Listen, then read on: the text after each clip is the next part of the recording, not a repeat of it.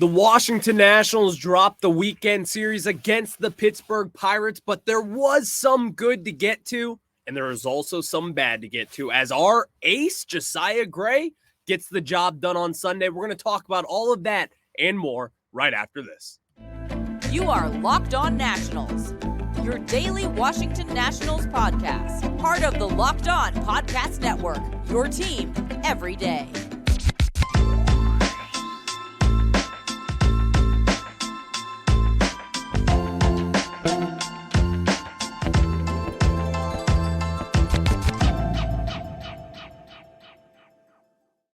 And thank you for making Locked On Nationals your first listen every day, as we are free and available wherever you get your podcast. I'm your host, Ryan Clary, and I have taken my fandom and just everything that I love about this team into podcast form with the Locked On Podcast Network, where you get your team every single day for any sport, anything possible. Locked On Podcast, we've got you covered over here. And on today's show, we are going to be getting into Mackenzie Gire's start just a little bit later in the program, as he is starting against Drew Smyly and the Chicago Cubs tonight. We're going to get into that game in the back half of the show. We also have a national stock report, who's been hot and who's been not so hot. I'll get into that in the second segment. But first, we have to talk about this weekend series, as the Pittsburgh Pirates took 2 games out of the 3 against our Washington Nationals. And here's the thing, the Pittsburgh Pirates are a damn good team. Let's just rip the Band-Aid off. They are a very good team. And honestly, this was a series that kind of was the deciding factor. Is this team a legit one? Are they really that good? Well, yes. I mean, pretty evidently, they dominated the Nationals in 2 of those games, to be quite honest. And yes, they went against Patrick Corbin and Chad Kuhl, 2 of our lower-end pitchers. We understand that. But at the end of the day, it's major leaguers. You're going to judge them for how they perform and how they hit. All those different things coming in together, the Nationals lost 2 of the 3 games against the Pirates. And in game 1 of the doubleheader on Sunday, Patrick Corbin went on the mound. He was what we expected him to be. He was fine, giving up a few earned runs, going 5 1/3. And honestly, with Patrick Corbin, is that going to be considered a quality start for his standards? Honestly, yeah. If you're telling me that he's going to be going out there, pitching 5 1/3, 3 earned runs, only a handful of strikeouts, sure, I'll take it. That's the expectations that we have for Patrick Corbin at this point. And as I talked about on Friday's show, or on Saturday's show, Patrick Corbin does perform a little better with Riley Adams behind the plate. Riley Adams did catch for him in that first game on Saturday, and the offensive production is not there for Riley, so that's why he's not going to get consistent playing time. But I'll still die on the hill that Patrick Corbin should be paired up with Riley Adams as many times as possible, just because of what the stats tell us. There's a better connection between him and Adams than Keibert Ruiz. It's as simple as that. I can't explain why. No one can explain why, but that's just what it is. And you look back at 2019 with Yan Gomes. I keep on bringing this up, but it's simple. Some catchers and pitchers just have a better battery than others. It's as simple as that. There needs to be no explanation. Some of them just work better together. And that's what we saw back in 2019 with Corbin and Gomes. And that's what we're starting to see now with Riley Adams and Patrick Corbin himself. So with Patrick Corbin, what are the expectations? What are people expecting out of him? Because at this point in his career, we're not expecting a 3.0 ERA. Hell, we're not even expecting a 4 ERA. Anything really below a 5. That's not the expectations for him. So he got rocked around a little bit. Guess what? 5 days away from another pitching performance from his. He's probably going to get rocked around with that as well here on Thursday against the Cubs. But on Saturday as well, there was game 2. The Nationals dropped that one 16-1. 16-1. You want me to say it again? 16-1. The one and only positive from that game was that Dominic Smith finally hit his first home run as a Washington National, and his first home run since 2021. 2021, it's almost been 2 years since Dominic Smith got to rope one. And that's what he did, finally, for the first time ever as a national. And honestly, it's been kind of a down slump for Dominic Smith as we sit here and we continue to talk about how we need more extra base hits. We need more production at the plate. These singles just aren't really cutting it, especially when you're batting in the upper top of the lineup. We need more production from Dominic Smith as he has held it down over at first base, playing a really solid one, in my opinion. And some people will look at the numbers and dive deeper into it, but if you just simply are watching the game, you can see that there is a much better presence over there on the defensive side of things, which is important when you have guys like Mackenzie Gire starting tonight and Josiah Gray starting yesterday. So let's forget the first two games on Saturday. Let's talk about Sunday's game where you had Josiah Gray just, again, absolutely dominate. And here's my thing with Josiah. I didn't have these expectations for him coming into this year. I truly didn't. I thought Josiah Gray was going to be a 3-starter at best on this team. But now we fast forward, he's getting into it, and his numbers are just unbelievable up to this point. Last year, we know about the home run production that he was giving up to the offensive side of things. He led all Major League Baseball with 38 home runs given up. Well, right now, his home runs per 9 innings is down by at least half. It is at a 1.1 home run per 9 innings compared to last year where he was sitting at a 2.3 home runs per 9 innings. That is way more than half in that decimal range. Now, guys, with Josiah Gray, we've talked about it. If he can cut down on the home runs, that's when you're start to see the production and all these different things that he can do. And truly, if you take away the first two batters of the season, then Josiah Gray has only given up 2 home runs in 5 starts. He had back-to-back home runs to start the season against Matt Olson and Ronald Acuna in Game 2 of 162 this season. And now since then, he's only given up 2 home runs in 5 starts. And that right there, or even if you include the first start, take out the first 2 batters of the game, he's only given up 2 home runs. The production, the development, this is where the Nationals will be winning in this department in 2023. These are wins. And you're starting to see with Josiah Gray, who right now, according to Baseball Reference, is in the top 10 for the WAR category for pitchers, meaning wins above replacements, meaning he's helping this team win as much as any pitcher in all of baseball up to this point. And when looking at Josiah Gray, you're going deep into the numbers and what they are really saying and telling us. His strikeouts are down. His walk rate is down. So the strikeout part of it is not so great. But at the end of the day, if you're going to produce outs and if you're going to get soft contact, which he has done so far this year, and you have a solid, reputable defense behind you that's able to back you up, that's when you'll start to see the results that really matter in the development of this team. Because that point of this franchise is where we will find success, is development of guys like Josiah Gray or a CJ Abrams, Keibert Ruiz, as we're starting to see. So with Josiah Gray, what is his ceiling up to this point? What can this guy do and what can't he do? Because he's got all the pitches. He's got a Yu Darvish type of repertoire to where it feels like he throws 10 different pitches. Obviously, that's untrue. Throws 6. But at the end of the day, Josiah Gray is stepping over our expectations for this year, and he's starting to become to what all these analytics people thought that he could be. A high strikeout guy, which we haven't even seen just yet. Someone who's going to let the ball put in play and let his defense do a lot of the work. Low walk, better command. His fastball starting to do well. All these different things that go into making a solid MLB pitcher. Josiah Gray is starting to take these steps towards that moment, towards that group to where you're talking about the game's elite pitchers analytically. And now with Josiah Gray, take him out of the conversation. You also have Mackenzie Gire. Mackenzie Gire, someone who has been in the majors just since last year and now getting his crack at it with the Nationals, and he's taken full advantage of it.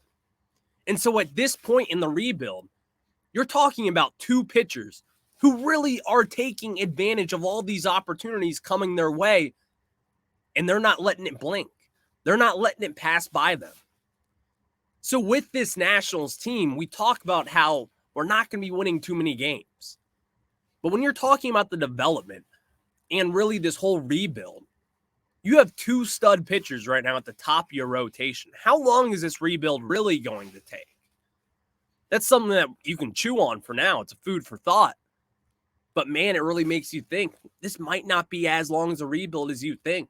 Because looking at the Pittsburgh Pirates, if they had Mackenzie Gire and Josiah Gray back in 2019, when their rebuild really got going, how different would it be for them right now? Where would they be? So those two building blocks right now with Josiah Gray at the forefront of it is a huge development for this Nationals team. We're going to get into a national stock report as we got a lot of stock ups to give, but we also got some stock downs because some of the guys were hot and some of the guys were not. I'll tell you guys about that, but before we do that, let me tell you guys about our friends over at Built Bar. And are you looking for a delicious snack but don't want all the sugar and calories? Then you need the best tasting protein bar ever, Built. You got to try Built. If you're like me and you want to make healthier snack choices but you don't want to compromise any taste, I've got just the thing for you. Built Bars and Built Puffs. Built Bars are healthy and taste amazing. Seriously, they taste so amazing. You won't think they're good for you, but you got to try it. I'm not sure how Built does it, but these bars taste like a candy bar while maintaining amazing macros. And what's even better is that they are healthy, only 130 calories and 4 grams of sugar with a whopping 17 grams of protein. We got to have our protein here in the summer. We're in the thick of it right now. And guys, that's right. Head to your nearest Walmart today, walk to the pharmacy section, and grab yourself a box of Built Bars. You can put up a 4-bar box of cookies and cream, double chocolate bar, or coconut puffs. And if you're close to Sam's Club, run in and grab a 13-bar box with our hit flavors, brownie batter puff and churro puff. Guys, as always, you can thank me later. Also, let me tell you guys about my friends over at BetterHelp. And Knocked On Nationals is sponsored by BetterHelp. And anywhere else, here's my thing with BetterHelp is that when I talk about the pandemic, it was a low time for everybody. So at times you're going to need to talk to someone and talk to other people about how you feel. And it's so easy to get caught up in what everyone else is doing nowadays, that to where this person is doing a little better than I am, this person, that, all these different things. BetterHelp is something to where it will help you out just like it has for a lot of us. So if you're thinking of starting therapy, give BetterHelp a try. It's entirely online and is designed to be convenient, flexible, and suited to your schedule. Find more balance with BetterHelp. Visit BetterHelp.com/LockedOnMLB today to get 10% off your first month. That's BetterHelp, HELB.com/LockedOnMLB to get started.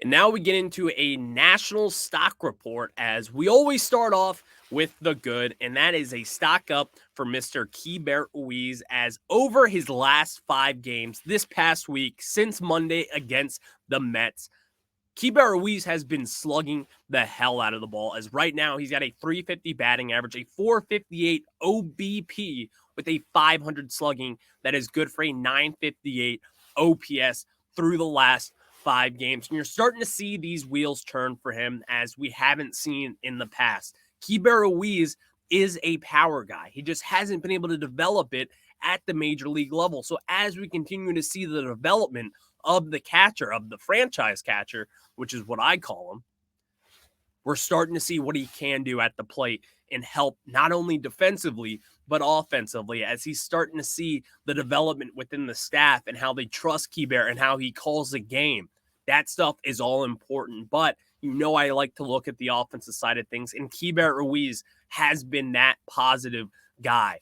Obviously, we need him to be. We need a lot of production from Keibert Ruiz. There's a lot of different things that could add up with him, but at the end of the day, it's a stock up for him for actually starting to see the slugging numbers go up. You're starting to see the on-base numbers go up. And most importantly, he's hitting a little home runs here and there. 2 so far in the season. Still, I want to see more from Keibert Ruiz. Stock report up again for Joey Meneses, as this last week, a 4-hit game absolutely did help crunch his numbers up. But he had a 407 batting average, a 429 on-base percentage, and a 407 slugging in the last 6 games. So there were a lot of singles in this thing. But if you're going to stockpile a 400 batting average, I'm going to take that. I'll take that any day of the week if you're going to be hitting at a 40% clip. And that is what Joey Meneses did last week. His power is what is going to carry him throughout the major leagues. We understand that. But again, let me reiterate. If you're going to get a single in 40% of your at-bats, fine. I'll take that. It's not sustainable. No one's going to be asking to have Joey Meneses bat 400 the rest of the season. But when you do that, you're starting to see a little more offensive production. And getting on base will always help in that department when you need to have run production, which the Nationals haven't done so far in 2023. But Joey Meneses, I need to see a little more slugging. I need to see a little more extra base hits. And most importantly, I need to see some more home runs from the 32-year-old rookie. Not really rookie anymore. But Joey Meneses, stock up. Now, stock down for Mr. Hobie Harris. And honestly, this hurts. I kind of like Hobie Harris. I like the production and some of the things that he has been able to do so far this season.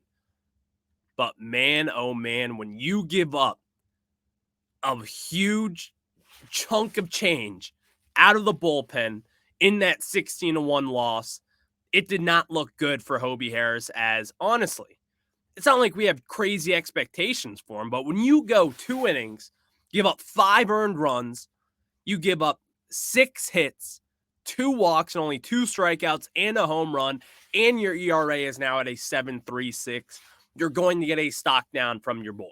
It's as simple as that. You can't get rocked around the way that you did. You can't come out of there and just get absolutely blown up, especially when you have someone like Jordan Weems who comes in from AAA, closes the door, goes an inning and a third, giving up only 1 hit and 1 walk and no earned runs. Then you have Hobie Harris, who is well rested, and you give up 6 hits and 5 earned runs, including a grand slam. That is not good from Mr. Hobie Harris. But at the end of the day, do we really blame him for it? Because what are the expectations for him in this team moving forward? But we got another stock down to give, and that is to Davey Martinez / the front office, Mike Rizzo, whoever you want to blame, because they did not call up one of the Nationals' better pitching prospects, Matt Cronin. We DFA'd Anthony Banda, if you haven't realized that yet. The ultimate right decision. This guy hasn't been right in I don't know how long. He hasn't even been very good in I don't know how long. But with Anthony Banda, he was our only left-handed arm in the bullpen. So now over the weekend, the Nationals went without a lefty in the bullpen, coming in with Jordan Weems, who does, and we also called up Andres Machado, who we've seen it before. He has decent numbers against left-handed hitters, so I guess that's their thinking behind it. But you have a top prospect with Matt Cronin. Matt Cronin hasn't pitched in now over a week, since last Sunday. What is the problem? Is there a problem with him? Is there an injury concern? I don't really know. We haven't really heard too much about it. That's up to the team and AAA Rochester to disclose what's going on with that. We just simply haven't heard. So Davey Martinez and Mike Rizzo decided to roll without a left-handed arm, and I'm not here for it, especially when you have a guy who is ready down in the minor leagues, a top prospect, someone who can get outs for you. He is a strikeout guy coming from that southpaw. I want to see a left-handed arm in the bullpen. And honestly, that's not too much to ask for fans, for players, and honestly, just playing for matchups. Matt Cronin is someone who should be in the major leagues already. He just hasn't been able to get that opportunity up to this point. So I want to see Matt Cronin, or at least a lefty of some sort, make the jump into the major leagues to replace Banda because you have Jose Ferrer and you have Matt Cronin, both guys being top 30 prospects in the organization, both guys who have been ultra productive throughout their career, especially Matt Cronin. He's done it year in and year out, and he's only improved up to this point. So what is the point of not bringing up Matt Cronin to be that left-handed reliever? You obviously value a left-handed reliever to have someone like Anthony Banda. So what's the point of bringing in Andres Machado? We've seen it from him. We understand what we get. But at this point, it's now Matt Cronin time. It's May. You're about to get in the thick of things. You're really not going to have one lefty arm in that bullpen? I guess so. And obviously, one last stock report up for Josiah Gray.